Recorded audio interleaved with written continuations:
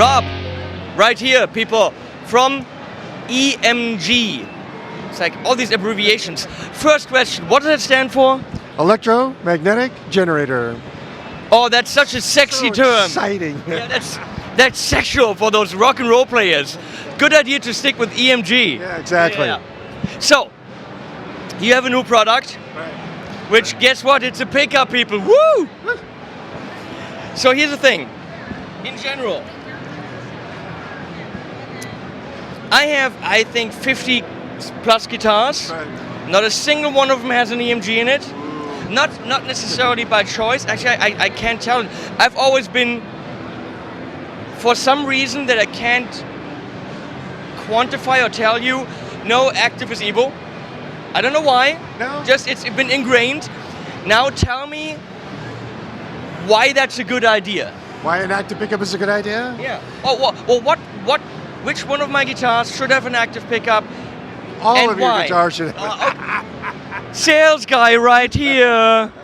All of the guitars should have active Right. pickups because it's the best ever. Everything else sucks balls. That's right. No, I mean it's basically because we can make it sound the way we want to make it sound. No requirement to get a certain amount of output out of it, or make it look a certain way. So that way if you go active, you get rid of hum, buzz, noise, string ground. You can record it direct. It sounds the same through wireless as it does with a cable. So if you're a performer or in the studio or live, it's absolutely perfect. And then we use different sorts of coil shape sizes for all these different models. And so it's like making a paintbrush is probably the best way to describe it. So let me use one term of technology I might know, and I might be completely wrong about this. Your signal ends up at the amp in a better condition because of a higher impedance. No, it's low impedance. See, I thought I had it. I thought I had it. Well, but something about impedance. I was right about impedance. So pretty much it's like it's already buffered coming out of the guitar. Very much so, yeah, that's the idea. See, I know something, people. So, but when you're saying we can shape it because it's active, so you can have active EQ. When you have a passive pickup, the frequency response is shaped by the cable, almost primarily, okay? Well, the shape of the pickup, how big it is, the aperture, that sort of thing. But primarily the EQ and the frequency response, the resonant frequency, is determined by the cable. Yep. I don't do that. That's why we determine the frequency response at the input of the preamp and then follow it out so the sound doesn't change depending on you could use a 5-foot cable or a 25-foot cable and the sound doesn't change. You do that with a passive pickup, the sound is totally different. I absolutely agree. I have this device from, I am so sorry whoever made it, who sent it to me, from this company that sent it to me. I don't know. It's like I'm so sorry. It did its job so perfectly and I forgot. It's actually it's like a buffer, but you put it right on your guitar belt, Right. on your strap. So it, not after a few feet of cable, it actually starts right at the guitar, and it makes a big difference. I'm sure it does. It really Yeah, does. right. But when you're saying shape the frequency response at the guitar level, for me that sounds like, yeah, but where does the guitar come into play? I mean, I want the wood to shape the frequency. Oh, of course. Oh, it will, no matter what. The guitar is a system. It's a network. But every guitar has a particular tone. There's no doubt about that. So you want to choose a particular pickup for the way a particular guitar sounds. So you would take the guitar, this is what I do. I take the guitar and I put that bout to my ear and I listen to it. And then I determine what it doesn't have or if it has something that I want to accentuate. And then I make a choice of the pickup that I want to use. Okay, so you tailor the pickup to the frequency response of the guitar, and you go with that resonance, whatever. You don't go against it. Right.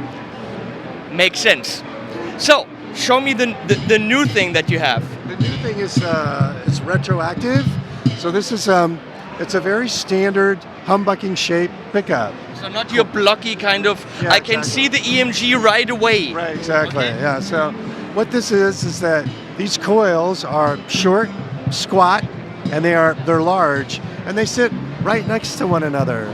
So there's a lot of mutuality, a mutual inductance between the coils, and that gives it a certain sort of fatness to it, or roundness in the mid-range, and that's always not such a great thing, especially if you want clarity. If you're a heavy metal player, you don't want a lot of mid-range, okay? So Wait. Heavy what? metal? No, that's not how you say that. That's how you say that. I've met Henning. Heavy metal. Heavy If metal. you're a heavy metal player. If you are. Yeah, that's not how you say that. Yeah, but this is more conventional. So the idea is that it has the same aperture, same coil size, very conventional, but with the preamp added on the bottom. So it's just a small. Oh, okay. Well, you hold this. Okay. Tell me what it is now. Okay. Show. Okay. You can see the preamp on the bottom. It's small and it has 3 pins on it. It's plugged into the pickup. There you go. It's a discrete FET design and very quiet. 200 microamps. There you go. See? Low impedance output. No hum, no buzz. No problems. And it smells really good. You gotta smell a pickup. Come on. So there you go. That's it. Right now. That's new for 1959. It's 2017. You know that, Oh, right? yeah. Oh, shh. The year we will all regret in some way. So you have different. They're called bobbins. Is that correct? Yeah, it's a bobbin. Yeah. I know stuff. Come on, I'm impressed. So you can get them in red and black and black and black and red and zebra, and in a. I was gonna say more traditional, but this is not. This doesn't look like a traditional EMG. This is Marty Friedman's set. Oh, Megadeth. ex Megadeth. Yes, ex Megadeth. We all like to think that he'd still be in Megadeth. This is passive. Oh, Yeah. I mean, we do passive as well. We have a complete line of passive product.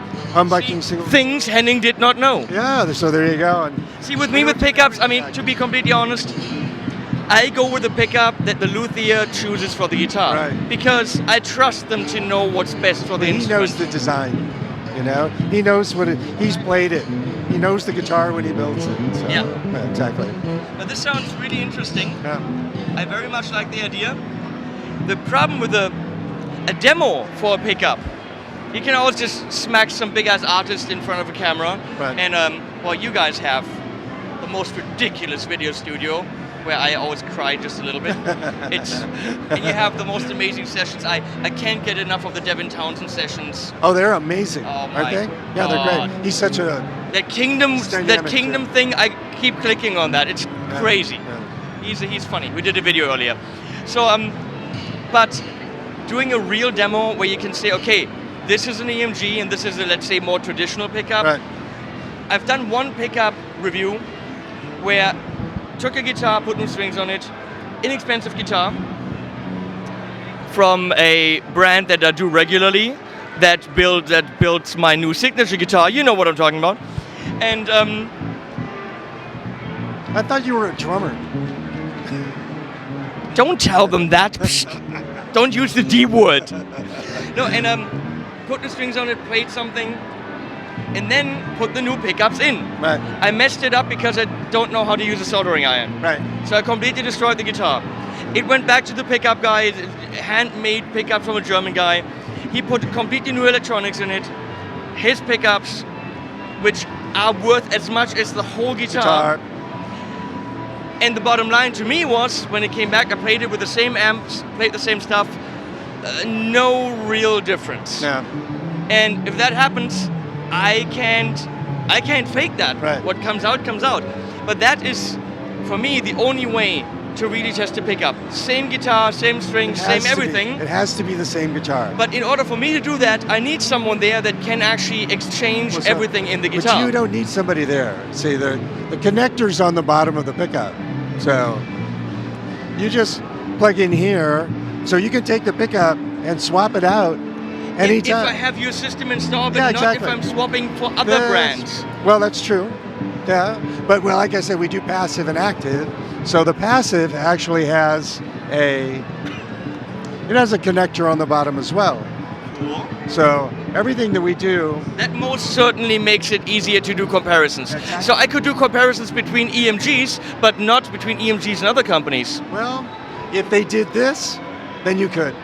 So other companies, do this, because then we can actually see how your pickups stack up to EMGs. Exactly. So active, passive, all solderless, easy to install, really easy. Yeah, to I install. messed up that guitar badly because I didn't know what I was doing. So there you go. There you have it, the new EMG. What are they called again? Retroactive. Retro. Retro and active. And retroactive is actually word. Pretty damn cool. Who do I talk to about this? That guy. That guy. Bring him over. Bring him over. It's been swell, kids. Now, is that the pedal that I just recently saw Tim Pierce use? Okay, we do not need to know more about this pedal. If Tim Pierce puts this on his board and says that's good, that is all you need to know.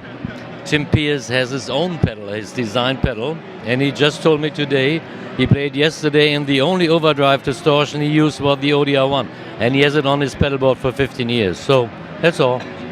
I saw that in a Tim Pierce video just last week and I was like, what is he using in Nobles? What is that? And if Tim Pierce uses it, it cannot possibly be bad. It has to be phenomenal, because Tim could play anything in the world, and he has ears, that he has the tone. So if you're into good sound, check this out. We should do a demo for this. I can't play like Tim, but I can drink coffee and be silly if that's okay for you. Yeah, if it's a natural overdrive, you can be silly and everything is okay. The Nobles ODR1 Natural Overdrive. Let's see if we can get a demo happening soon, because I want to feel like Tim Pierce once in my life. Once. And 450 guys in Nashville have it on their pedal board. Right? How heavy is this? I'm going to take this out. The special part of it is two little things are special, which means the remote control, you can switch it from somewhere else. Oh, cool. Right? And you have the battery access from the top. So you put the battery in there and that's it. Instead of doing... And top-mounted ins and outs. Yes. Right. And this one here is, you can take them out and then you can screw them on your pedal board. You know that trick with the bike chain? Yeah. That's The bike chains are included in this. we made that 30 years ago when it was the #1 accessory in Japan, USA, and Germany. So you just fold these out and just screw it onto any pedal board. That is cool. Yes, and you see, and the special about this one is there is a competitor also in green, and his sound is like this. Ours is open, and so the middle one, and you have it just like this. Bass, middle, and treble are the same. If you go to the left, bass and treble go down. The mid stays. If you go to the right, bass and treble go up, mid stays. So you have a completely different thing than the other. The other green one. Or any other, right? Okay, that's it, and they all like it. And Jerry Donahue, that's what I did want to say again. Jerry is using it for 21 years, and he had a stroke half a year ago. So I did him a favor. He always was on the back of the packaging. I put it in the front, and I visited him 2 days ago at his hospital. And so, he lived in Hamburg also for 7 years. And so that's why we made the photo with Tom Bluch and also with Tim Pierce to send it to Jerry to give him some support mentally. That is very, very cool. Jerry, be well, please. Okay? Okay, we're out of here. Someone back there is like, no. You don't push me. No, Stefan. No. Okay, bye guys. Thank you for watching.